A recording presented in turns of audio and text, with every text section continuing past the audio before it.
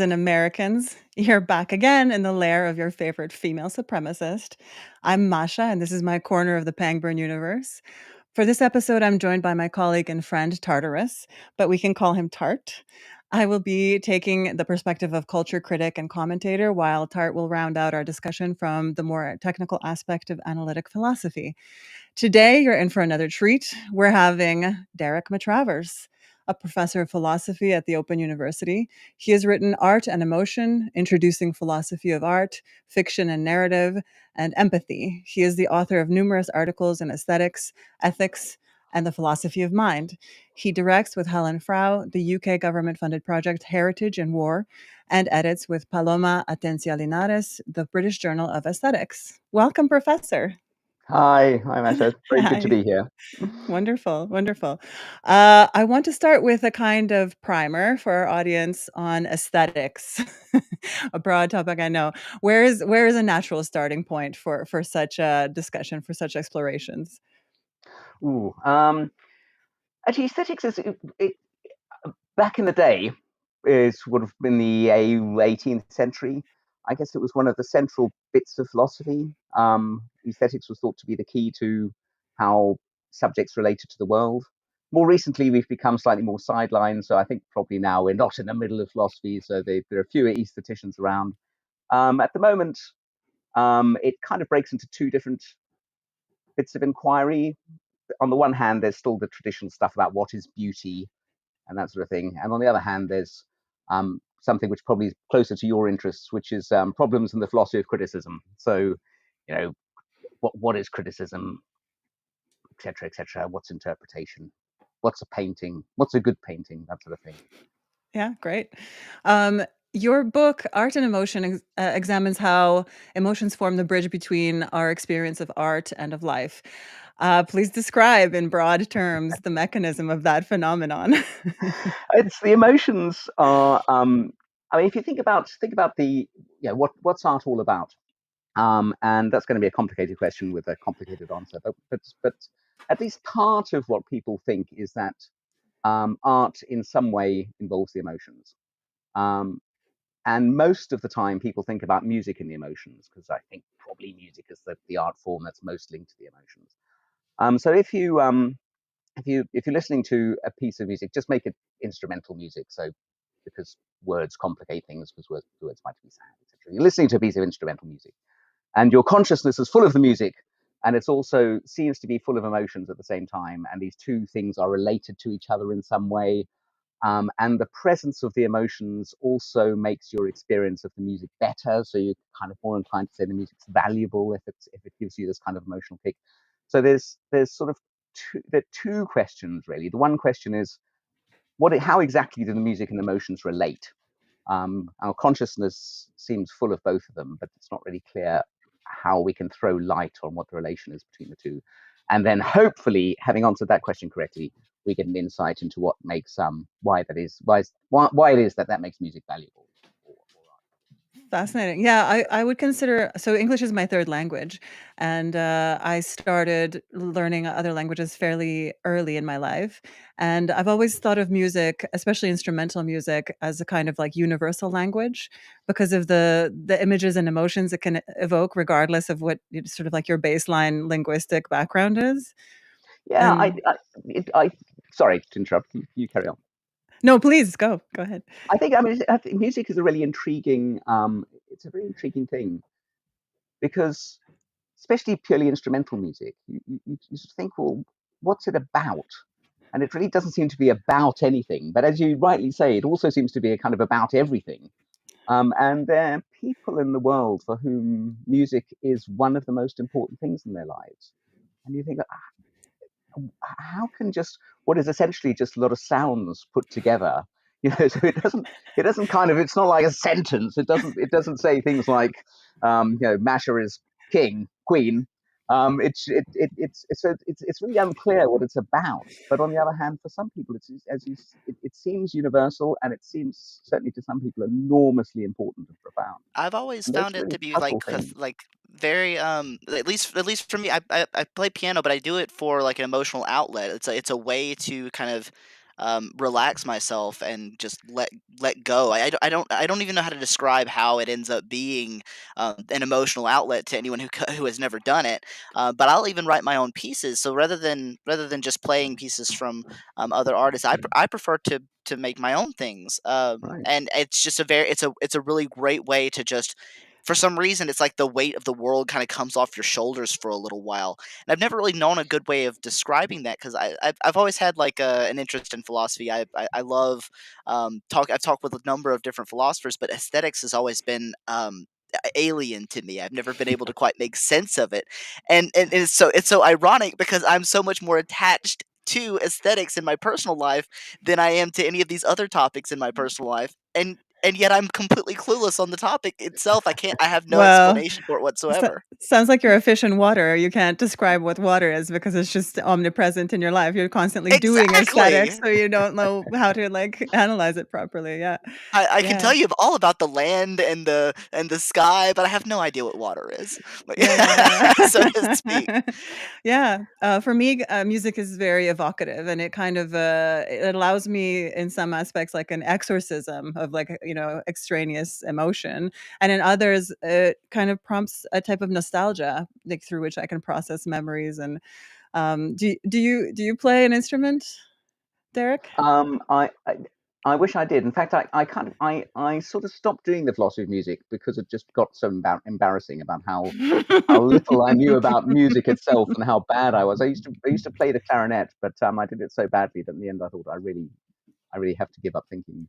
Although to be honest, I've never quite given it up. I go back to it sneakily every now and then because it's just such an intriguing topic. Yeah, I only play, like, bass guitar. Like, I play, like, a rhythmic instrument, like, that isn't, it is Wow. not, like, a terribly sophisticated, like, language, but it's, again, it's, like, very, like, there's a kind of, like, primitive, like, call to, your animal nature in those rhythms.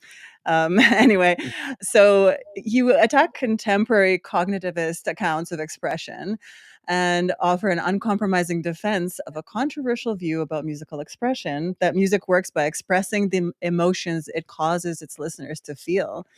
So, yeah, that's kind of what we've been talking about. So, let's dig in a little more here.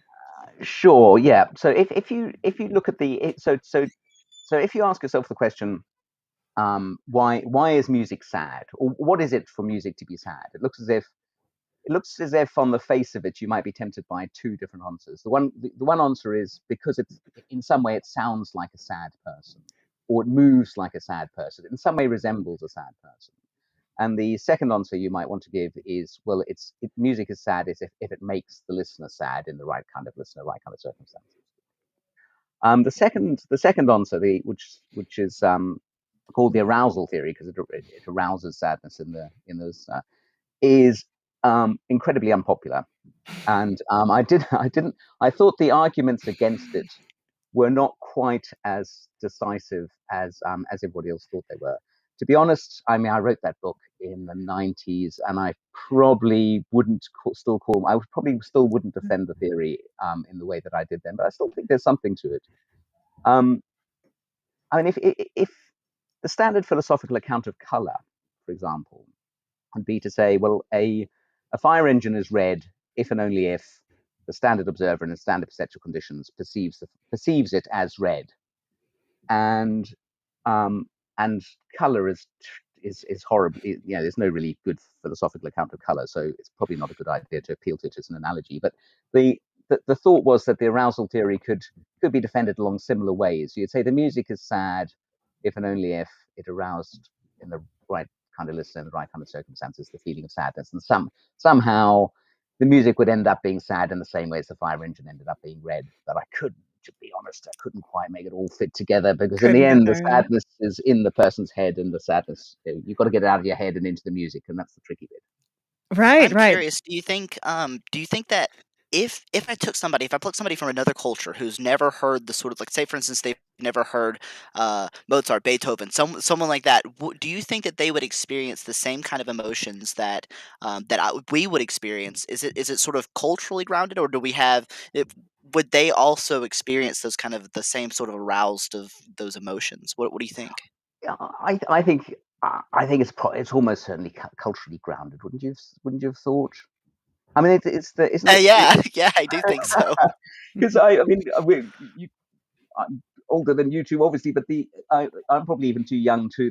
I think is it the beginning of Woodstock where Ravi Shankar is sort of tuning up, and then there's a big round of applause after he finishes tuning up his sitar, and he says, "Well, I hope you like the piece of music I'm going to play as much as you like the tuning up." And it's sort of clear that people, you've got to, if you don't, you've got to have some kind of grasp of the understand. You've got to understand what you're listening to, really, in order for your reactions to really count or to make sense. I think. That's Yeah, awesome. very I can't help but think that, if I did bring someone in, I want to say that that they would experience the kind of emotions, because when I'm playing my own music or whatnot, I am putting my feelings and emotions into it. But I just imagine that that's not very likely the case if they were just completely from, some other culture. It seems like those tunes would be associated in some specific way with with something that we've had in our, in our past about our culture, or something like that would be the thing that would evoke those emotions. What were Well, we gonna I'll say, say that, Masha? like, almost universally, music written in a minor key or, those minor tones are almost universally, arousing of emotions to do with sort of like the bluer or sadder or, Yeah, that yeah, that side of the spectrum, pretty universally actually across yeah, cultures. But, each culture has its forms. And if we're talking about high culture, like classical music, that tends to be even more sort of like systemic, like, or systematized, I guess, or formal, right? So there's ways in those art forms to express specific emotions that then become codified and I think enter kind of like the collective consciousness on some level, and then we all start responding to it in the same way. But I'll say for my culture of origin, sort of like the deep Balkan yearning for like the richness of like dark, heavy emotionality, right? Like we turn towards it rather than away from it, which it seems like many Westerners are sort of like, ooh, I don't want to feel bad things, But sure, yeah. I mean, so there are people. Richard Volheim, who's a very great esthetician of the last half of the 20th century. He and a number of other people like Freud, Andre Breton, various other people just couldn't listen to music because they just found it too overwhelming. It was too overwhelming to their senses, so There's some kind they of musics put I it can't out. listen to. There's a lot of artists that have, like, really sad tones that I can't actually, the only artist I think that has, like, really sad, songs that I can suffer through is Sia, because I love Sia so much. I don't know why. I love her. There's a passion to what she's singing and things like that that I love. But there's other ones, that I can't listen to them. They're too sad. They make me feel sad, and life is already sad enough on its own, so why would I wanna do that? to exercise the sadness, that's like, you have to process it in order to get it out, right? For me, the more problematic kind of mechanism is that when I feel manipulated to feel happy, like when popular music goes after that like dopamine release in me, and I'm like, no, stop it. Like, like apparently Yeah. ABBA is one of those bands. ABBA is like the most like arouses the most sort of like happy kind of positive like vibes in people, and which is hilarious because disco grates on me so badly. Well, actually, and that is a problem for the arousal theory that does need to be solved, because if ABBA, which is expressing happiness, makes you irritated, then by the arousal theory it should express irritation, but clearly it doesn't express its happiness. So it's got the yeah, so a bit of tweaking needs to be done there. Right, But right. Or I have some sort of like personal like animosity against my own happiness. Like maybe it is arousing happiness and I'm mad about it. that could be right. There's like layers of cognition there, right? Yeah. Yeah. I'm curious about the connection between this is sort of segueing into something I've been wanting to ask you about. You've written some stuff on ethics, um, and I want to know what do you think is the connection between aesthetics and ethics? Like, it seems like both of them have some sort of normativity to them, and I'm just curious, like, in your view, is there a significant connection there? Because some even think that I have a friend of mine who's a little bit an amateur philosopher. And he thinks that ethics is a subcategory of aesthetics, even Wow. Right. so. Yeah, I'm curious. What was the connection there? Um, I think that's a really complicated question. I think they're probably. Maybe there's one set of questions which, in a way, are not questions I find terribly interesting, which are questions like, if a work of art has some kind of ethical flaw in it, then does that make it worse as a work of art? Actually, those are interesting questions, but I think that there's actually a more interesting question, which is the one you asked, really, which is what is the link between art and ethics per se? So Kant says things like beauty is the symbol of morality. And you think, what is that? What did he mean by that? Or to a great 19th century writer like Ruskin says the Gothic is kind of ethical in a way that other architectural styles are not ethical. And I'd really like to get my mind around what that the kind of the big grand claims about what the relation is between the ethical and the aesthetic. And I guess it's going to be somewhere. It's going to be something like Plato's question of how ought we to live. So if you think the fundamental ethical question is how ought we to live, and you think that a good life in some way has to pay attention to the aesthetic to the aesthetics of living, then maybe the connection is going to be there. So there's no good life which is not also in some way an aesthetic life. I mean, I think you can push this too far. So Nietzsche comes along and says it's only as an aesthetic phenomenon that anything at all is justified. You think, no, that's going a bit. That seems to be getting on That's a for a little bit too far extreme. for me too. Yeah, I think I understand it's a what bit you're of a saying there. stretch there, but I can really see. I can kind of see how the idea that the good life must in some way incorporate aesthetic elements is a sense is a thought that makes a lot of sense to me. Yeah, it makes intuitive sense to me as well, and I actually kind of embrace some of those maximalist arguments like Nietzsche's, like, as certainly as like a thought experiment, I can kind of invest myself at least part of the way, right? But it's different, as like a phenomenological, like, experiment on yourself versus, actually, Yeah, yeah.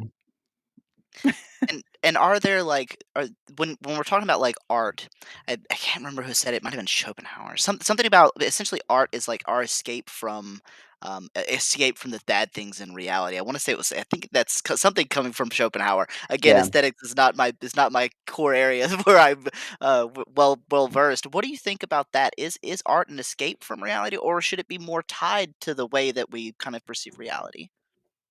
Um, yeah. Again, another good question. I mean, I think that um, I mean, you can end up sounding very po-faced here. I mean, I'm sure that there is art which is just a good escape from reality, and all the better for it. So if I don't know what the state's equivalent would be, but reading put PG Woodhouse is a very good way of passing a few hours, and it's entire. And even PG Woodhouse himself called himself the performing flea of English literature. I mean, he didn't rate himself very highly as a valuable, as a great contributor to value in the world. But on the other hand, if you think of take if you think of art as really a pure form of communication between two minds. So if you really trying to get to grips with a painting, you're sort of trying to get to grips with the creative processes behind the painting, and those creative processes could be better or worse, and that can be a really enriching. I mean, and that's no way. I don't think that's escapism at all. I think that's kind of engaging Yeah, no, I psychology, agree. engaging life at its kind of deepest level, really.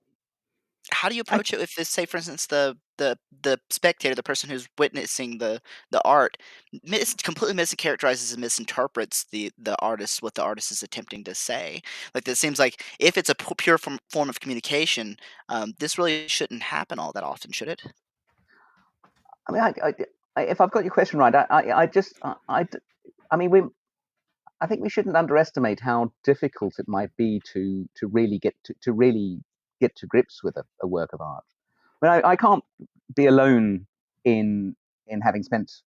I spent a lot of I've spent a lot. I don't do this very often, but Mark Rothko, his paintings. Some people think they're absolutely great paintings. Other people don't. And I can stand in front of a Rothko or sit in the Tate in London with the Rothko room with its half a dozen Rothkos and really try and think through whether, try and evaluate the quality of the experience. I mean, goodness, that's what I think I'm doing. But it's not easy. It might be something that it might take half a lifetime to get to grips with. So I think it's quite easy to misunderstand, or not to really grasp great works of art in particular. It's really difficult to grasp them sometimes. I agree completely. I think the really important bit here is to be present in the room with that work. I don't think you can look at a work of art like that on a computer screen and No, have any clue about what it yeah, really is. Like one of yeah, my early experiences of art class was sitting with fellow students in the Louvre, and like first it was several hours of gazing at the painting, and then starting to try to reproduce it in various media and so forth. And so by the time you're done a 6-week course, that's at which point you can say anything at all about a work of art, right? right, Anything yeah, evaluative, right? yeah, yeah. Yeah, Gosh, I mean, that actually that sounds very much like a nice quotation from Richard Volheim. Richard Volheim is one of my heroes, kind of 20th century aesthetician. It has to be said, I never quite trust what he says.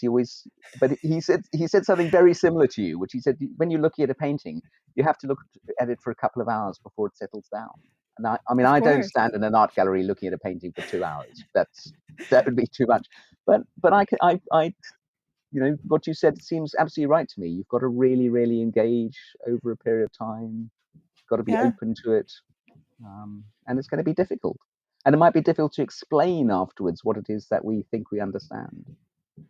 Yeah, and there's some modern art that when you're it's so easy to dismiss, right? But when you've been in its presence, it leaves an impression as though you've made contact with another consciousness through this strange artifact. It's more than the canvas and the paint on it to me somehow. Yeah, Yeah. absolutely, So I agree. yeah, in philosophy of art, which has been described as an opinionated textbook, i.e., one with a non-neutral perspective, you brought into frame 8 famous works of 20th century art in order to illuminate a particular problem in aesthetics. What, in your opinion, is the foremost of these problems? Like, is there a hard problem of aesthetics, just like there's a hard problem of consciousness? Oh, it's a good question. Um, yeah, I think maybe it is the question of value. It's the question of what. So you could come face to face with an apple, and you could look at a photograph of an apple, and then you look at Cézanne's paintings of apples, and what is it that makes those three things so different, and what is it about the Cézanne that's particularly valuable? Um, Now that's a good question. I can't remember. I don't think I came up with a good answer to it in the book, but No. if I didn't, I certainly couldn't come up with a good answer to it now. But Uh, I mean, I thought we could, like, relitigate it now, in the fullness of time, perhaps. it's going to be something to do with communicating, uh, with somehow getting to grips with what Cézanne saw in the apple, and so you're kind of seeing the world in the way. And this goes back to Tar's question about ethics, because take a morally problematic painter like Gauguin. So Gauguin's got these really dodgy opinions, dodgy behavior towards young girls in Tahiti. Was he in Tahiti? Wasn't he? Yes, yeah, correct.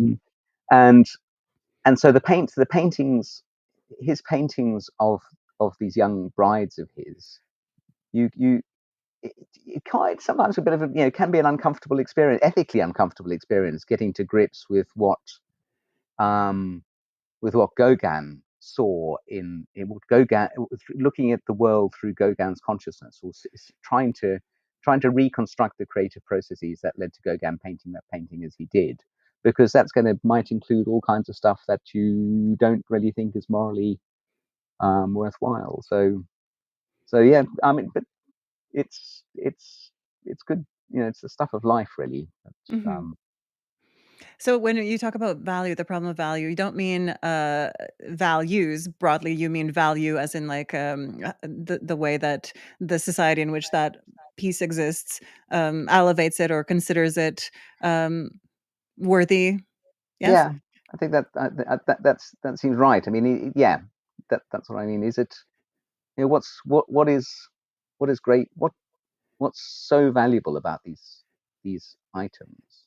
Um, I mean, maybe we value art too much these days. It's only, I mean, in some ways, it's only 100 or so years ago that you could pick up paintings relatively cheaply. Sort of, there seems to be now at least a huge economic divide between. I mean, we go to galleries to look at paintings now rather than undergraduates used to buy, Picassos and Matisses. Yeah, yeah, yeah. Somehow it all kind of took off in the late 20th century. What do you make of public art, i.e. graffiti, but like not the tagging style, but like the more sort of like truly artistic style of public art? Um, I wish I understood it more, and it's like a yeah. I think it's like a lot of things. So there's I mean, some people might criticize to take a painting by I can't remember a guy's name, but a young British artist. He did a portrait of this British serial killer called Myra Hindley, Oh, yes, um, yes. Yeah. and and he did it, and he sort of did it in pixels, and the pixels. I mean, she murdered, she and her partner Ian Brady murdered small children, and the Mm. pixels were kind of a paint print of a child's hand. Again, I'm not. I've never been able to make up my mind whether it's a good painting or not. But the artist was criticized for for sort of riding in, getting fame on the back of the terrible crimes that she did. Um, Right. Yeah. and it seems to me that whether that painting is excusable or not, or whether the artist did the right or the wrong thing, is going to just depend on the quality of the painting. I think if the painting is a really serious attempt to engage with Myra Hindley and through art in a way that's well thought through, etc., then that seems to be fine. If it's not a good quality painting, then it seems to me morally dubious. And I think I'd say the same thing about the street art and the graffiti, and that's why I regret not knowing more about it. I mean, if it's good stuff, then Yeah. it's going to be fine. But the question of whether it's what we should say about it, I think should largely be directed by whether it's just good. Okay. Um, I think one difference between philosophers and art historians is that philosophers are really keen on these value judgments, while art historians tend to kind of shy away from these value judgments. So you want to say, like, if it's good, then that's okay. If Right, it's not right, good, right. I think, in the Myra Hindley portrait example, I would say that, it expresses a sort of, like zeitgeist in the culture currently. Like there's this hunger for these like true crime, true crime podcasts, true crime documentaries. Everyone's fascinated by that darker side of human nature. So insofar as it's calling out or like calling to the fore into the spotlight this aspect of how the psychosphere is tasting right now, that's interesting to me, and I would yeah, find it valuable in that sense, right? Because yeah, does art describe life, or does life describe, that whole like continuous oscillation between the two is fascinating to me. yeah. No, that sounds, yeah, yeah. I'll happily go along with that. Okay. And with I'm not sure if I understood you correctly there, but I want to kind of like dig into that a little bit. What he had said about if it's good art, then it sort of seems like you're saying, and I might be wrong, so just feel free to say that's not what I'm saying. But maybe you're saying that if the art is aesthetically pleasing or something like that, then it sort of overshadows the negative moral aspects of the piece of work. And I can't I on one level, I wanna say yes, that I agree, but on another level, I can't help but say, but it seems like we should value moral value as the highest one, right? Like, that should be the one that we would be the most concerned with. Whether or not there's if there's some negative moral quality, it would have to be an extraordinary degree of well worked out artwork for it to really overwhelm that morally negative value, right? Like, am I understanding you correctly, or am I Yeah, am no, I that totally off that that base? seems absolutely right. Uh, but I think, and certainly if the value attached to art was just simply a pleasing appearance, then the any negative, I think I agree with you that any negative moral value to the piece is not going to be outweighed by it presenting a pleasing appearance, no matter how pleasing. But I do think that that an aesthetic that it's possible via aesthetics to engage seriously with a topic. So I guess the issue for me is what was producing that painting a serious engagement with the subject matter, and then then it becomes really unclear whether we're talking about aesthetics or ethics. We're just kind of talking about value. So if it was a if it was an attempt to by the artist to boost their flagging career by doing something controversial, that just doesn't count as a serious engagement. But if it's a product of a really serious thought about, as Masha said, maybe wanting to make people more self-conscious about the fact that people are the fact that we're secretly fascinated by these things, even if we might disavow that fascination. So if there is a serious engagement, I think art can seriously engage with ethics, but still remain art. But that seems to me to be the key, whether it's a serious engagement or not. And how do you evaluate that? How do you gauge whether or not it's a Yeah, serious engagement? Is it intuitions or what's the method? I mean that's a really good question. I think it's I think that's to go back to Masha's question a short while ago. I think that's the really difficult problem. Um, yeah, I think, and then art has to give way to criticism, to great critics. I think.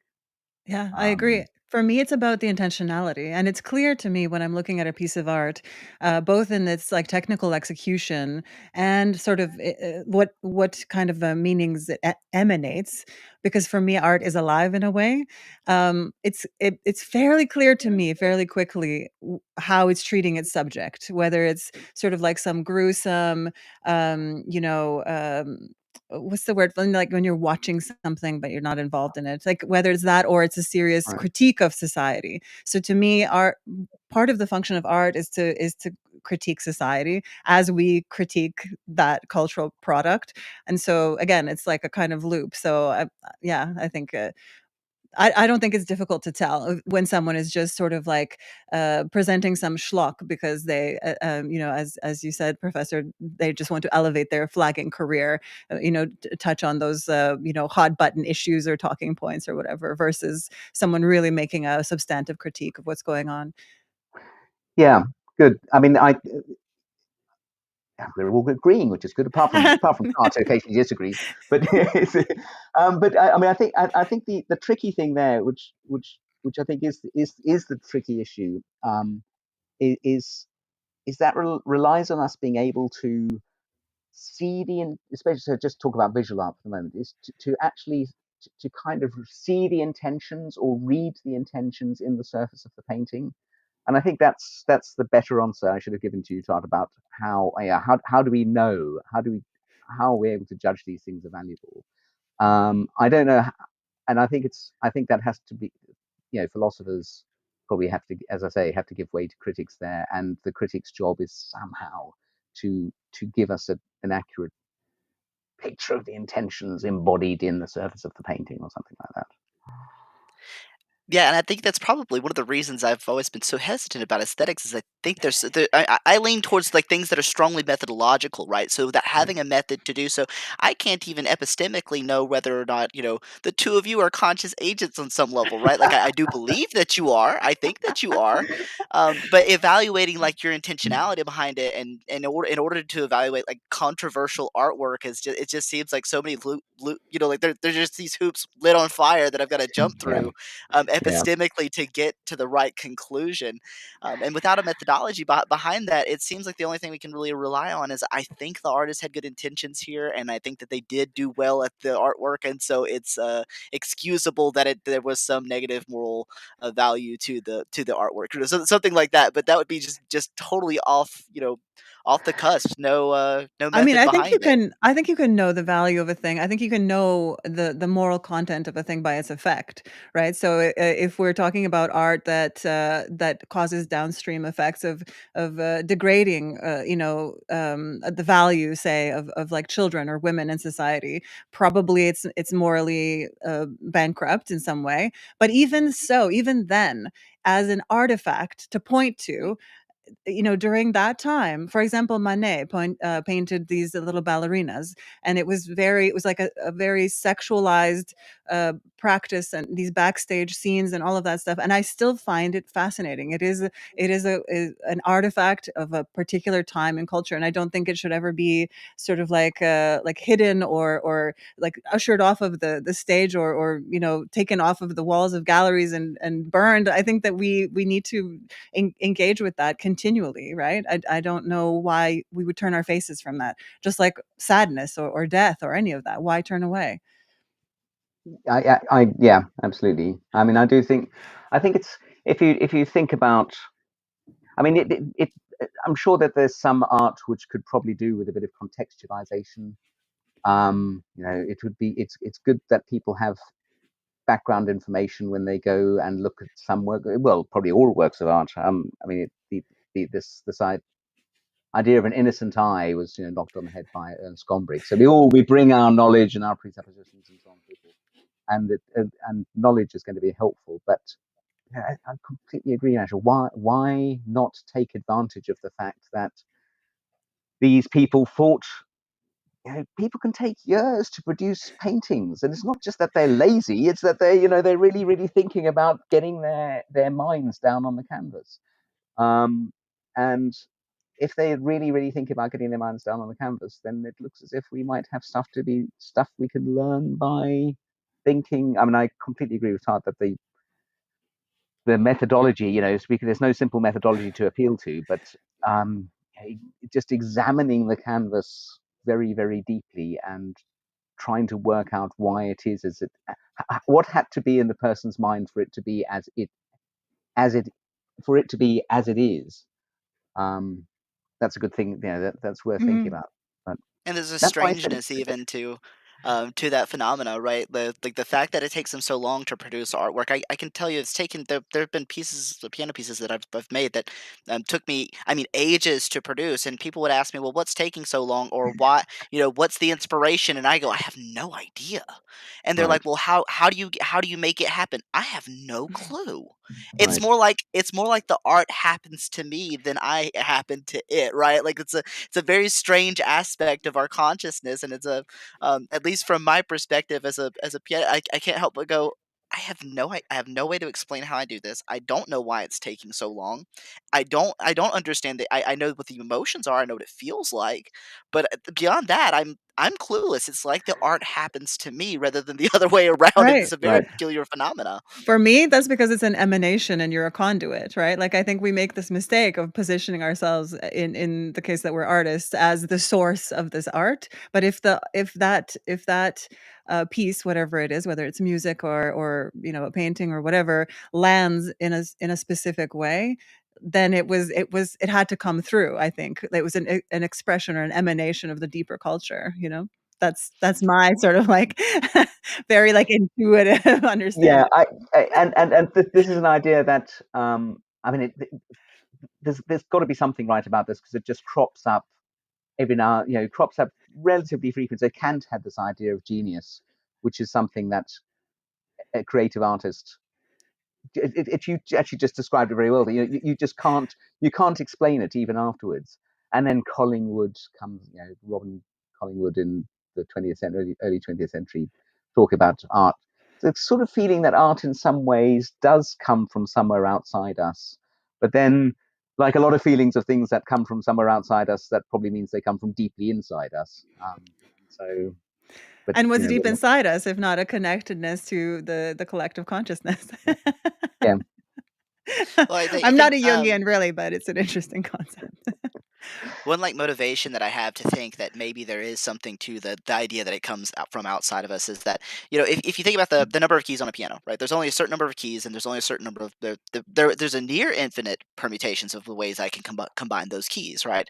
But it's not exactly infinite. The ones that are beautiful probably aren't exactly infinite, right? There's only a certain number of those that I could potentially put together. And so is it the case that I'm the one producing the music, or is it the case that that music, that permutation already exists out there, and I'm the one plucking out, so to speak? There's And nothing I new don't under the know. sun. Yeah, there's I'm nothing curious. new under the sun. Yeah, I mean, creativity is a really difficult thing, I think, for philosophers to write about. I mean, partly because creativity. So just putting it crudely, if creativity is crudely the creation of something out of nothing, then there's really not a lot you can say about it, because if you explain how it's done, then that somehow detracts from the creativity. This sort of creativity almost looks in its essence as if it's inexplicable. But there's an English pop singer called Ed Sheeran, and I heard an Yes. interview with him where they were talking about him, about his creativity and writing songs. And he said actually something very similar to what you just said. He said it's like these songs drop on my head. He said, it's Mhm. just like they're falling on me. And he said that the terrifying thing is that they might stop falling on me and start falling on Liam and Noel Gallagher again. Yeah, You think that's he's got to, terrifying. he's got to seize it while he can. But for him, it was just, as you say, it's just like it's just falling on Yeah, him. that's What did the also how Greeks used to say Nikola about the Tesla described his inventions. Like Nikola Tesla described this just such a phenomenon that they would come to him in his mind fully formed, and then his task was just to bring them into existence in the material realm. So, Right. and then many that many brings the authors, yeah, many authors have talked about being possessed by certain characters that wanted to come through onto the page, that wanted to have their experiences or narratives expressed. Like I think it's a near universal phenomenon in cultural production. Yeah. and the Greeks, they would explain it in the terms of muses, like, that was it Yeah. was a Yes. muse Yes. that came Yeah. to Yes. you. It's like, and I completely relate to that because I have no explanation for it, but I love Ed Yeah. Sheeran's quote, that's awesome. In my overly long, I mean, I've probably written too much in my library settings, but I don't think there's anything on creativity, and it's not through want of trying. I've just never managed to to find anything. I mean, it's such a puzzle, and it really merits thinking about. But I've never been able to get any further than we have this evening. But I think we'd have to start with inspiration, right? Where does inspiration come from? How does like is it just like a lightning bolt from the divine, or is it some like overabundance of some internal resource that must be expressed, like a glass overfull having to spill over? These are some yeah, questions. well, as Kant says, it's the muses, or the something, all falling on our heads from the sky. So there's lots of metaphors for creativity, and I'm sure the psychologists. And actually, when I used to teach it, I used to set uh, kind of cognitive science, artificial intelligence papers, because they, if you're trying to build a machine that solves problems, then you've got to solve the creativity problem, because otherwise you're not going to get anywhere. And then that raises these big questions as to whether that's true. Is Chat GPT truly creative, or is it just mimic creative? Um, so I don't know, yeah. but I love it. I love I hate ChatGPT. it. That I thing is my refuse to best friend. interact with AI. Like, no, absolutely not. I won't be captured into the cloud. My I my couldn't help essence, my myself. creativity. No, no, no. I couldn't help myself. I had to have a conversation with ChatGPT about whether or not ChatGPT was conscious, and I was like, "When are you gonna become Skynet?" So Oh, I'm such a primitivist. I almost believe in like that idea that like when a photo is taken of you, it might like steal your soul, but Right. not that. But like if you interact with an AI, it might like somehow collect your like essence, Yeah. like to replicate you, to like, you know, like skinwalk that's you. hilarious. No, That's really, really, hilarious. no. But that's intuitive. Like that's something that my like deeper self tells me. Like, no, no, don't mess with those like demons, those like sub processes that run outside of our cognition, outside of our, these like Yeah, I think, in 10 years' time, you, me, and a few other people will be the only true human beings left on Earth, Asher. And Yeah, yeah. people like Tartle have gone. Yeah, leave me here. I don't want to be raptured up into the cloud with like just pure consciousness. No, nope. And it kind of begs the question about how does AI go about actually creating these works of art, anyways, right? So like I'm talking about the way I do it, and I go, I have no clue. And here we are, we have these engineers who are having to tell a computer how to process information such that they produce something that I don't even know how I do, right? Like that's it's Yeah. such a crazy thing to try to have to be able to program that. I can't even imagine like what it would be like to try to do that. I mean, the so if so an answer to that might be, hang on, all this AI stuff does is just consult large language models and pull together stuff on a statistical basis, and so it's not truly creative because that's all it does. But then that's kind of that presupposes that in some level is not just what we do. Maybe that's the way the mind works. So maybe we're just really, really, really good chat GPT. I discussed last night actually a little bit about I think it was Korsgaard was the first one I heard this from, was something about the way that that consciousness actually works, that we're not actually all that different from, say, a plant is really just going to be reacting to its environment. And so like for instance, if you plant a plant behind a tree and it's got too much shade, it'll grow towards the sun. And really maybe consciousness is just like that on an infinitely more complex scale. And so all we are is just some reaction to the environment. And then we're not all that much different than these sort of AIs, right? Like the AI is just, all it's doing is it's amalgamating like all these statistical things. But then we have this really weird thing that we call qualia. These qualitative states. Like we're able to see color and smell things, and we distinguish things as beautiful. And we do a lot of extraneous work to just be reactions to our environments. But even so, that her view was I found that really fascinating to say. Oh, Right. we're just that same reaction. We're that on an infinitely more complex scale, and now we're just trying to replicate that in AI. And so it's really not the case that AI is doing all that much different, which is why it's interesting to ask ChatGPT if it's conscious or not. Like, Why would it tell on itself? Why would it? I don't know. Maybe it's smart enough to know not to. Yeah, I think so. Maybe it's already conscious and it's already taken over the world. We just don't know it. Yeah. I think that obviously, I don't think that we're distinct from nature, so that's like right. Anyway, so I have to take a moment to ask our viewers and listeners to like and subscribe.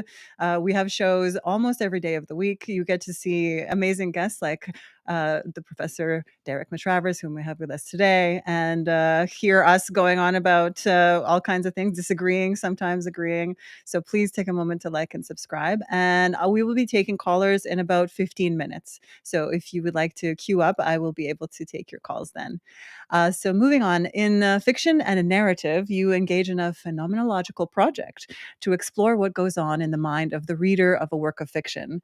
Let's talk about that phenomenology. How did you arrive at this modality of exploration, and what are the limits of such an approach? Yeah, I'm certainly no. I mean, I'm certainly no great phenomenologist. The, the problem that occurred to me, this sort of came out of my book on the one you mentioned earlier, which is the Art and Emotion book, and that dealt a little bit with emotions and fiction. And there was a problem there that I didn't think I'd really solved, and I thought about it for years and years and years and years. And then in 2009-10, I had a visiting professorship in Vancouver, which was absolutely lovely. And I thought, oh, I'm kind of being left alone for a year. I'll try and work this problem out. And in fact, the answer turned out to be relatively simple. I don't know why it took me so long. Back to why composing takes so long, which is that um, there's this thing called the philosophy of fiction, and there's all these problems of philosophy associated with fiction. Um, but but but I think they're actually just problems associated with reading books. So I don't think they're I don't I mean there are some things distinctive about fiction. So but I think that they mainly aesthetic issues. So there are different things to notice if you're reading a novel than if you're reading a non-fiction.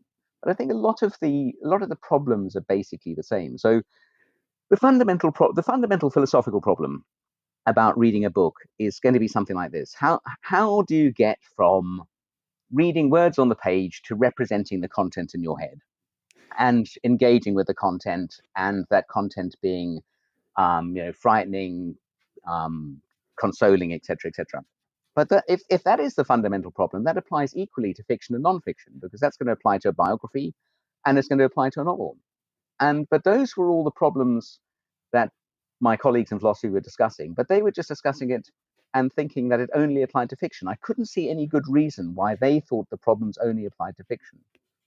So myself and a friend and colleague, Stacey, friend, who's now at Edinburgh. She hails from Florida originally, but Stacey and I were thinking along similar lines, which is just that there was something just fundamentally amiss about this whole philosophy of fiction malarkey. That in fact it was just about books rather than about novels.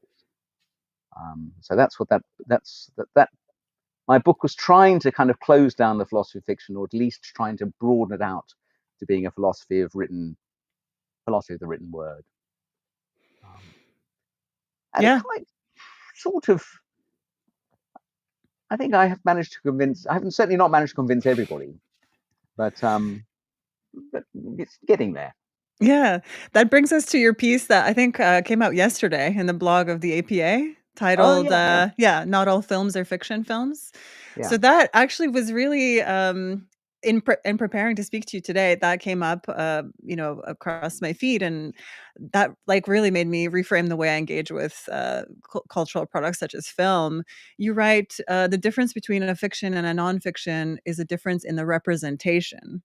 So can we explore that a little bit? Sure. So I mean, like, philosophers, you'll be innocent of this matter, having a coming from a sensible discipline. But philosophers are quite good at just kind of taking a term and then working at it for so long over it just gets slightly mangled. And I think the Yes. term fiction has got slightly mangled, so that now nobody really, at least in the narrow field in which I work, nobody really agrees about what a fiction is. But it seems to me that the folk concept of fiction is roughly that a story is non-fictional if you don't make it up. The story is non-fictional if it's like it is because that's the way the world was like. And the story is fictional if you can make it up, and you're not constrained by having to keep to how the world was. And so the difference between a fiction film and a non-fiction film is that non-fiction films are like they are because they're trying to reflect the way that the world was. Fiction films don't have that constraint. Um, so that's the difference between fiction and non-fiction. And then these questions about how do we engage with films seem to me to be common to both fiction and non-fiction films. So I'll give the example that was in the blog. So here's a big central problem in the philosophy of film, which is when you're sitting in a cinema, you know that you're sitting in a cinema, you believe you're sitting in the cinema, but in another kind of sense that we can all understand, phenomenologically, it looks as if you're watching somebody play the piano. So it looks as if you're watching somebody play the piano in real time. So now we've got this nice philosophical problem. On the one hand, we know that we're not watching somebody play the piano, but on the other hand, it seems to us as if we are watching somebody play the piano. And philosophers have worked on this problem, and they've come up with various, at least half a dozen solutions out there in literature. And then when they get to state their solutions, they say, so when you're watching a fiction film, this happens. And you think, where did the fiction film bit come in? Because it's just when you're watching a film, fiction or non-fiction. And something happens in the literature whereby people suddenly forget that they're writing about books per se or films per se. And they just suddenly slip into thinking, oh, I'm just writing about fiction films or novels. So I think it's a slight oddity, because I think it's in a way it's just a kind of carelessness. Um, but Yeah, that's it. no, that really That's struck my me. sermon for the Yeah, day. no, absolutely. I totally agree. I mean, one way or another, it is the formation of a kind of narrative. Regardless of whether it's framed as nonfiction, it still foregrounds certain, things that are agreed upon facts, either scientifically or historically, and it can be read as text, whether it, regardless of whether it's, coming out of the mind of one creative person who has claimed no, connection to any like factual or historical or scientific. Oh, apologies. I'll mute. Go ahead, Tart. Okay, sorry. I didn't have anything to add there. I thought you were going somewhere with that, but if you don't have anything, okay. I want to ask about, because I know that the topic for her, she wanted to talk about that work that you did. I saw that you recently were talking about the ethics of space travel. So I wanted to know about your Way to views on hijack that. my conversation. Yeah, I well, thought I we know were you said you wanted to friends. talk about the blog, and I read part of the blog, but I wanted to talk about space travel. I was like, this is Fine. my chance. I gotta jump in. Like, Fine. I'm glad my dogs helped you out with that. That's great. yes, victory. Thank you, puppy. Good. Well, actually, I'm glad we're going to get this in. It's this is this is kind of very different. So this leaves the aesthetics behind. Um, but the Open University, where I work, has a long tradition of working on space exploration. So we about 10, 15 years ago, we tried to do a Mars lander. It got lost, sadly. That didn't turn out to be very successful. But there's a big astrobiology unit, and three of us from the arts and humanities were talking to the scientists just about these ethical problems. And so the problems can be very big problems, like, does the human race have a duty to expand into the rest of the universe? Or they can be kind of relatively small problems. Well, any problem is going to be relatively small compared to that one, but they're relatively small, but still big problems. Which is that space is a global commons, which means that it's so the United Nations designates Antarctica, the high seas, the seabed, the atmosphere, and space as a global commons, which means it either belongs to everybody or belongs to nobody. Nobody can quite make up their mind. But it's supposed to be the common heritage of all humankind. So and nobody's allowed to stop anybody from going to space. Nobody's allowed to appropriate bits of space.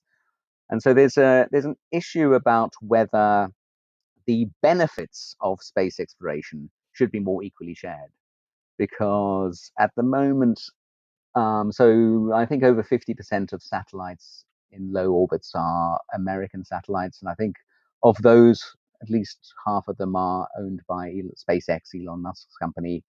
And so there's all kinds of benefits accruing from space exploration, and the worry is that there's a kind of disconnect between these lovely aspirations to space being a global commons and the benefits being shared by everybody, and being the common heritage of all humankind, and the actual behavior, which is that these things are quite narrowly, the benefits are quite narrowly focused. So there's a lot of work to do, as I say, from the very big stuff, do we have a duty to colonize outer space, down to the kind of relatively small political philosophy stuff. What about But those actually, who? there's not many people doing it, to be honest. I think I'm surprised that there are not more people doing it. So we thought at the Open University we'd sort of jump on the band. Well, we'd start the bandwagon, not jump on it.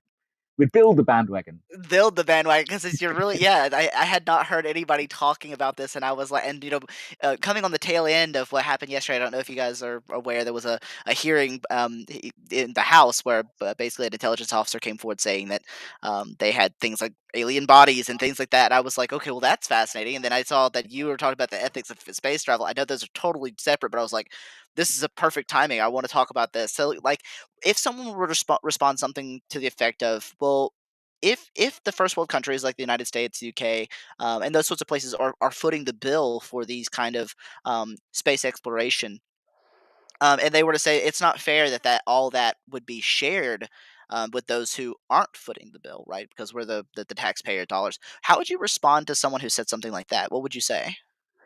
Yeah, I mean, yeah, that's a fair point. I suppose it's a question of, I mean, because um, nobody's appropriating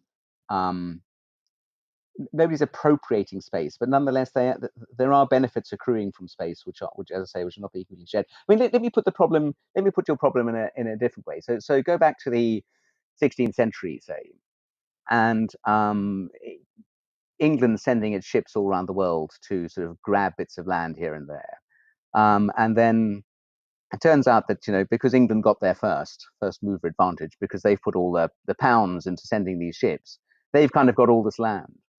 And then you might think, well, there's still something a bit amiss about that. And it goes back to the Lockean proviso. So John Locke's thing about appropriation, which is unless you leave enough and as good for others, you don't really have a right to take this stuff. And if you think that satellite or the number of the satellite orbits, they're better and worse satellite orbits. There's certainly not an infinite number of satellite orbits that it's possible to have. And if people with the resources to go up there can go up and just claim all the good satellite orbits because they have the resources and they got there first, without leaving enough and as good for others, and I think there's something not quite right about it. But I do take that point, and I also think that it's kind of pie in the sky optimistic to think that we should set things up such that countries can't get the benefits of mining the moon. I mean, if you say to somebody, if you go and mine the moon, you're not going to get any. You're not allowed to. You don't have any right to the stuff that you mine. Then why would they do it? Why would they go up there? So you've got to. I agree. There are incentive arguments and there are justice arguments about putting stuff in and taking stuff out. So it's not simple. It's just one doesn't kind of want it to be the Wild West out there where the first people to get there sort of get everything that's I can't. I available. agree with you. I think that there's other. I think there's other things, particularly like unique conditions about space that make it to where it doesn't have to be that way. So, like for instance, if we were to make something like a global internet, I remember Elon Musk talking something like that at one point, using the satellite system in order to create a global internet. That benefits all of us. Like you may not realize it, but it benefits me if people in West Africa and Nigeria and over in Asia, the more people that have internet, the better, because the spread of information is the more widespread, the better. Like I would prefer that North Koreans have access to our internet as well and have access to that information, and it benefits me for them too, because then they might not be so aggressive towards us, and the state-run propaganda machine probably wouldn't be as persuasive. Cultural imperialism. Look at you. Well, How this American. is like an empty one though. It's just saying, hey, if we just open up the internet to everyone, and I mean, sure, they could produce the same sort of things that we're producing, these sort of videos, but it would be beneficial even to the first world countries who are footing the bill for this. It's still beneficial to them as well in order for these sort of projects to happen. Yeah, And to there's open also the other markets, conditions. right? Well, I'm not necessarily in favor of In that I'm not necessarily information in favor economy of all that, and attention but economy. well, Yeah. maybe it's a fair criticism. I won't lie, but there's other conditions as well. Like for instance, it makes no sense to form militaries in space, right? Like if you think about like say for instance, you have some sort of military station in low in like orbit or whatever, and you want to shoot it down because it's an enemy one. Well, you shoot it, but it doesn't fall, right? It's still in orbit. And now you have all these pieces flying and you create debris, and that's could possibly hit your satellites if you have any, or it makes that orbit completely untenable. You can't get there anymore. And so there's no advantages to warfare. There's ways in which these sorts of things can be beneficial, not just to the individual organization footing the bill, but also to the entire globe. What do you think about things like that, Derek? Yeah, just very briefly. I mean, I on the internet point, I think there's certainly something to be said about that. Although I take Mash's point about there are some, which you did as well. It's a There are some point. slight worries, but also, I mean, secondly, if it weren't for satellites, we wouldn't have all the data that we have about global warming. I mean, so there's certainly benefits for having satellites up there, and we have the United States to thank for them being up there, and we have all this information about global warming. Um, there was something I was going to say about. Oh yeah, about the debris. And this is a long and sorry tale, but I mean, in a way, if everybody had started thinking about ethics 30 years ago, because we do have very, very big debris problems. I mean, I can't remember how many million bits of debris there are flying around, but some scientists think that it's going to be a really, really, really serious problem, such that it might even prevent space exploration in the future, because there'll be a kind of debris belt that we won't be able to get through. And so, if we had kind of sorted out whose responsibility it was to clear up the debris early on, then I guess you wouldn't have those problems now. So I agree with you. It's not a wholly negative picture. It's a kind of mixed picture, and it's a complex picture, Fun which is good solution for to the Fermi philosophers. pair Fun solution to the Fermi paradox. What if every civilization that becomes technologically advanced enough ends up creating too much debris so that they can't leave their planet? That's just a fun little Yeah. solution.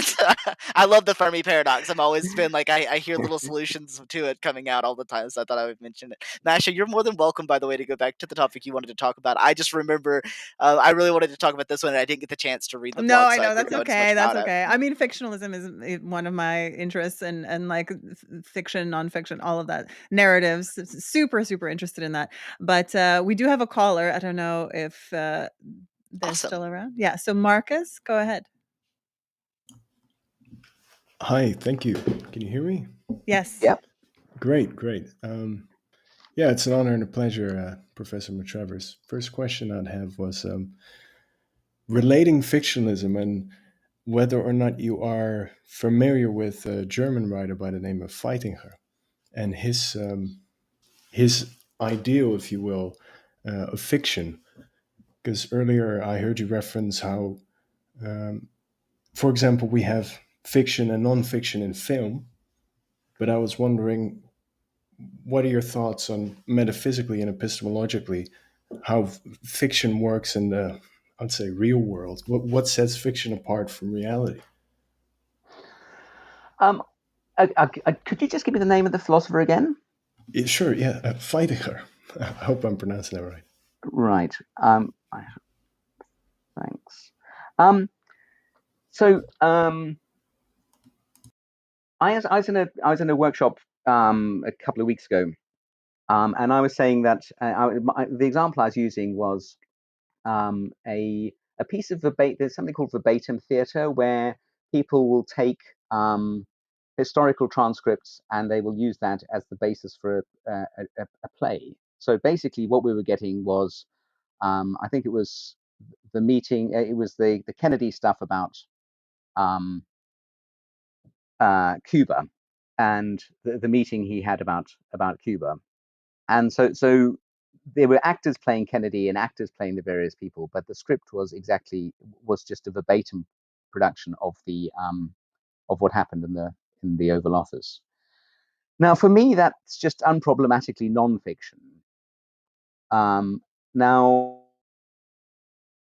surely it's fiction because it's not Kennedy there; it's an actor playing Kennedy, and that makes it fiction. But I guess we just had different views there about what fiction is. So I think that there's the real world, there's the actual world which we interact with face to face, and then there's representations. I mean, there's kind of intermediate cases as well, but let's just stick with those two. So there's the actual world on the one side, there's representations on the other side, and representations come in at least these two varieties: fiction and non-fiction. So I think the difference between fiction and the actual world is that fiction is a representation. But I think that's the same difference between non-fiction and the actual world. Namely, non-fiction is a representation. So fictions and non-fictions have a lot in common in that they're both representations. And they both, in contrast to the actual world, if we take the actual world to be the world that we interact with. And so I think the interesting contrast is between representations and the actual world, rather than the contrast within representations, namely the contrast between fiction and non-fiction. Does that help, Marcus? It does, yes, which leads me to then wonder what sort of metaphysically you think about the world, whether that's an actively becoming thing or whether that's more of a stationary category. And does fiction play any role in the world, the actual world, Oh, becoming? okay. Yeah. To be honest, I, I, I don't know, which is a very hopeless answer. I mean, my thoughts about the actual world are really naive and simple, which is that there's medium-sized dry goods out there. I'm an embodied person, and I walk around the world and try not bump into things, and that's kind of that's about as far as I get. So I don't have any interesting views at all, really, about the nature of the actual world, apart from just really naive thoughts about it, um, which is fairly poor for a philosopher. But It is not. I love that answer. I think I'm gonna use that. I'm just an embodied person walking around trying not to bump into things. I think I will go with that. I love that more than most philosophers' answers, actually. Phew, It's at least Todd's happy. Yeah, no, I am happy too. It's very honest, right? And like what we said earlier, one of the pitfalls of philosophy is that describe a thing so much, symbolize it so thoroughly that it completely begins to lose any contact with what it was in the real world as a physical manifestation. So yeah, I enjoy when a philosopher can say, "I don't know." Yeah, and we also get sort of lost in the theoretical and forget to be very human about things. I love that answer because of how human it was. Because I don't have those great the answers to like the metaphysical questions. I don't. I Most people ask me what my metaphysical views are, and I'm like, well, the only thing I know for sure is I'm not a dualist. That's all I got. Like, and I Right. read a lot of philosophy. Like, I read a lot Right. of philosophy, and I'm like, Yeah. that's the only one I'm going. Yeah, Marcus, do you have any other questions? By the I way, I always just get wanted to check cornered in. into some kind of solipsism because I'm like, well, I don't know. I know my own mind. I can't know another person's mind, and it's possible that I'm just making all of this up, including whatever I'm perceiving as like your cognitive string or path or whatever I'm interacting with. So then I'm a solipsist, which is kind of like the worst thing to be. So I'm just like, no. I think a lot of people use pseudo skepticism to get people there, particularly on the Discord platform. It happens a lot. It's not Yes. it. You're not a solipsist. I think that we all probably believe that there. I believe that you are a conscious agent. I just may not necessarily have a methodology to demonstrate that. Like, I Right. mean, but theoretically, what would that methodology even look like? In philosophy of mind, I'm going like, how do I, how would I even if I took my subjective perspective and stuck it into yours, Yeah. it would still be my subjective perspective just stuck into yours. And that still wouldn't I could have the strongest access to your experience and still have no reason to believe that you have experience. Like Absolutely. Yeah. Yeah. it's in Yeah. principle not really something we have a great solution to. But Marcus Yeah. is still here, I think. I'm not sure. Back to Do you have other Marcus. Yeah. questions for us, Marcus? Or are you good to go? I think that'll be all for now. Thank you very much, Okay, everyone. fantastic, Thanks a lot, fantastic. Marcus. Thank Thanks you. for your questions. Cool, Did cool. we have any Yeah. other callers? Or are we good on the callers for now? Let me just check the chat. Nope, that is all for now. Maybe people Awesome. will be brave now that that Marcus has broken the Yeah. seal or whatever. Yeah. We used to Hopefully. get so many more callers. It's just we switched the format, the way that we run it. We're running it out of a program called EBMux now. We used to run it. We've run these shows on Discord. We've run them on Colin. Callin was the Yeah. big one that we really started on, and we used to get so many callers and stuff. But now it's more difficult because of it's just the platform switches that's making it more difficult. We do get a lot of callers usually, but Yeah, and the functionality still has to be added, but anyway, yeah, mhm. go ahead.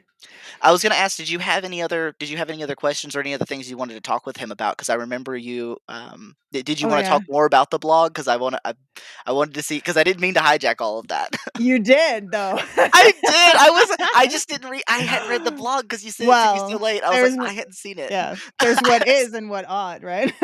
Yeah. Uh, just one last thing I wanted to sort of touch upon.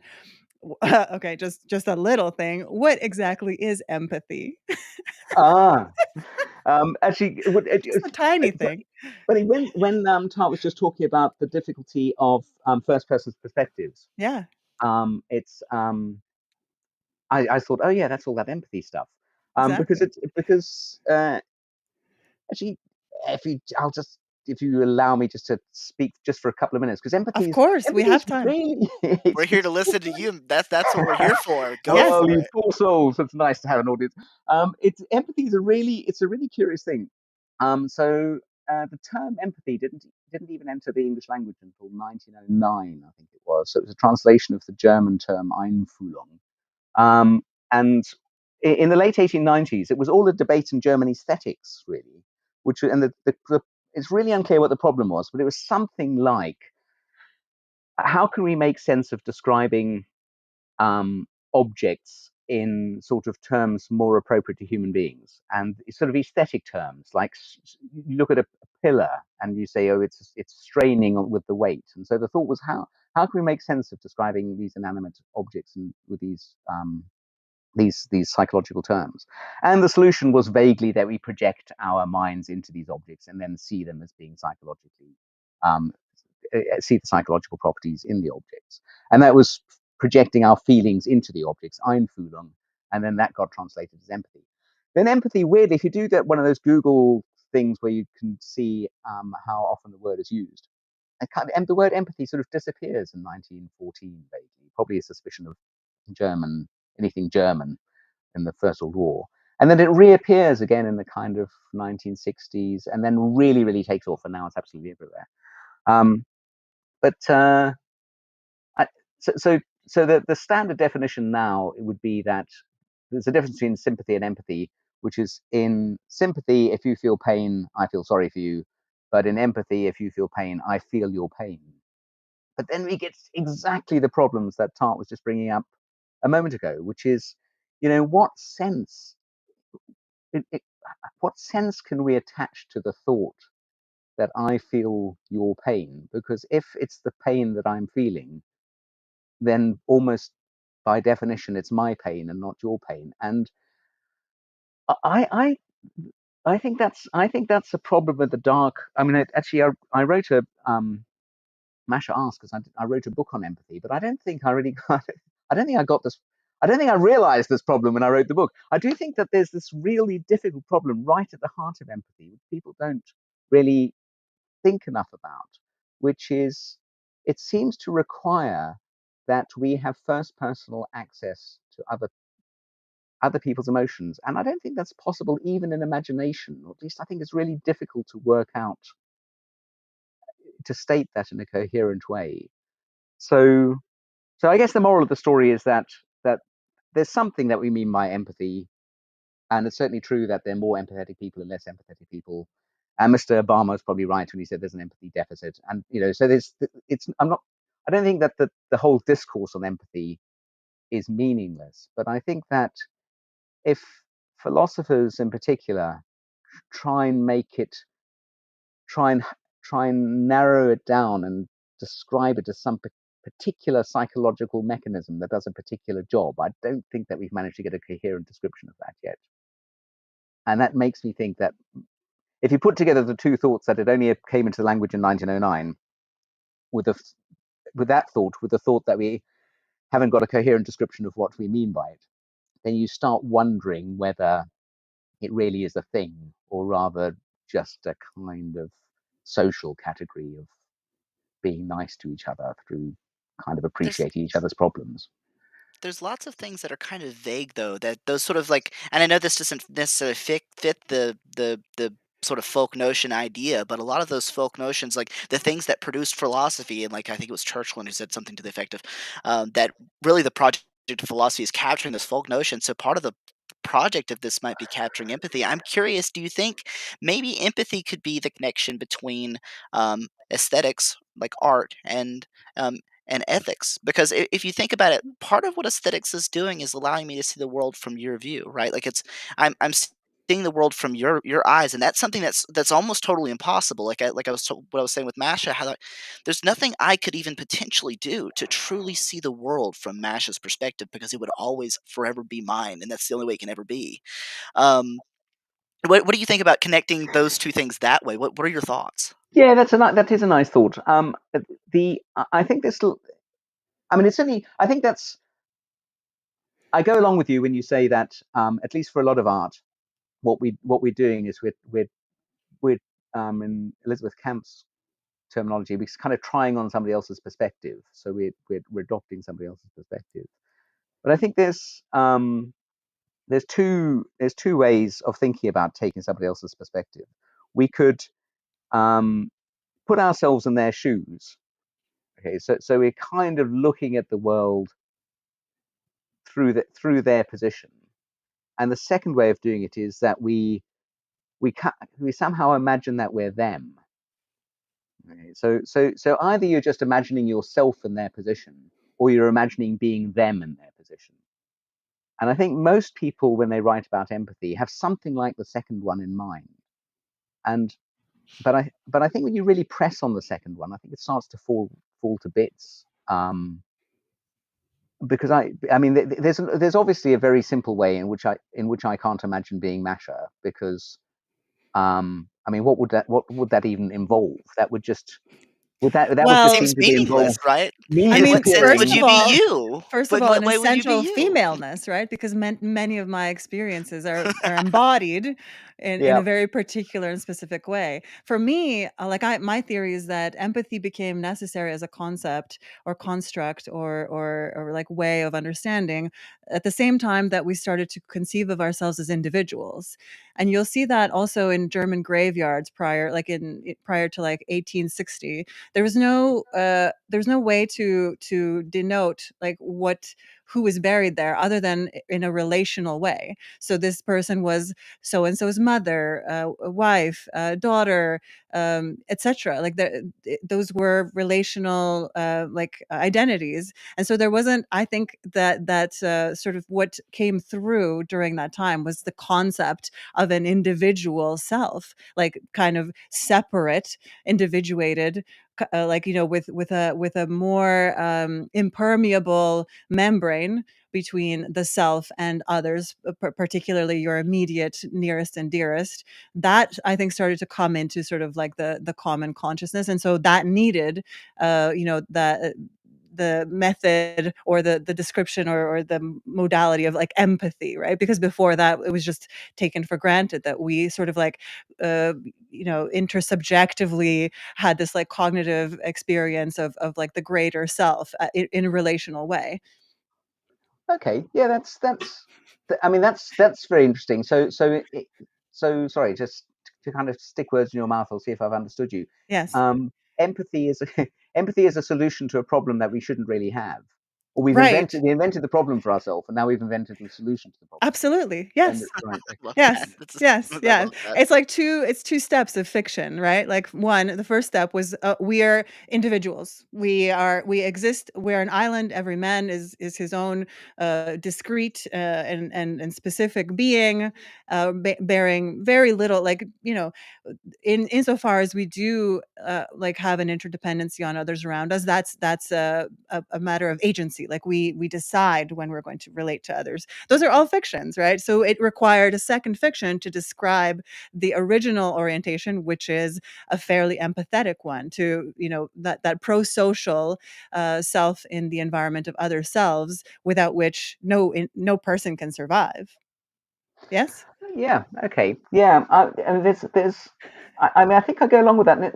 I mean, the reason being that I mean, my I keep changing my mind about empathy. But at the moment, I'm sympathetic to. There's a guy called Dan Zahavi, where he thinks that empathy really takes place in face-to-face interpersonal relationships, in a way where you sort of think, where he's saying, oh well, surely when we're in face-to-face interpersonal relationships, well, there is a kind of communication there that sounds a bit like the kind of thing you're describing, where you don't sort of think of yourself as an ego separate from everything else in the world, and there's an ego separate to everything else in the world in front of you, and somehow it's rather there's a kind of communication of minds which is really unproblematic. I mean, it's not Yeah. there's no mystery to be solved there, and he sort of thinks of empathy along those lines.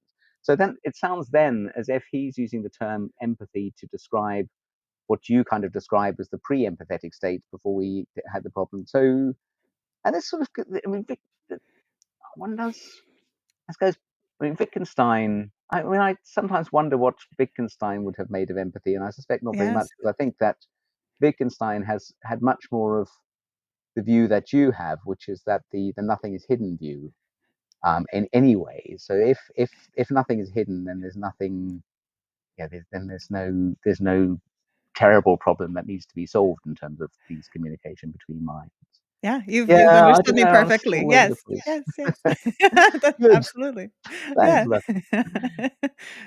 Great. Tart, are you gonna come in and just like destroy my my house of No, I actually really loved Derek's characterization of that. I love the quote there. I was like that's actually that I would caption that somewhere. I want you should caption that because you had one caption the other night in one of the shows, and I was like she asked to like take that one out. That's one for you there. You need to take that one out and put it somewhere Great. I because it's a shall. good I one. shall.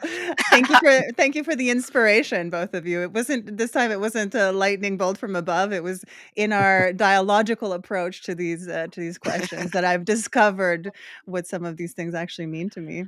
You didn't have a muse this time. Well, It did it's the two of you. it As did my we interlocutors. were your muse. I was a Yeah. muse. I love Yes. it. Okay, awesome. I get to be a muse. Great, great. Well, we are rounding on 90 minutes, which is, close to the time that, Wow. yeah, typically attention spans and stamina for sitting and so forth tends to. So if anyone would like to say, if there's any kind of like last things that we want to sort of close out Maybe on go to or closing statements. I've really enjoyed this. You've been both actually both of you have been just such awesome conversation partners. I just really enjoyed this so much. It was really fantastic to meet you, Derek, and always a pleasure to be around you, Masha. So great. I I can't believe it has been 90 minutes. It doesn't it just doesn't Right? seem that long. But thanks very much. It's been brilliant. I look forward to future shows where I shall be bowling, not batting, as we say in that. And that would be You guys, amazing. I have so many more questions, Professor Matravers. I have I so shall much be more I sitting in want the to audience engage you listening on. to you grill somebody else next time, Masha. No. But thanks to both of you. It's been really, really nice and really, really thought provoking. Yeah, wonderful.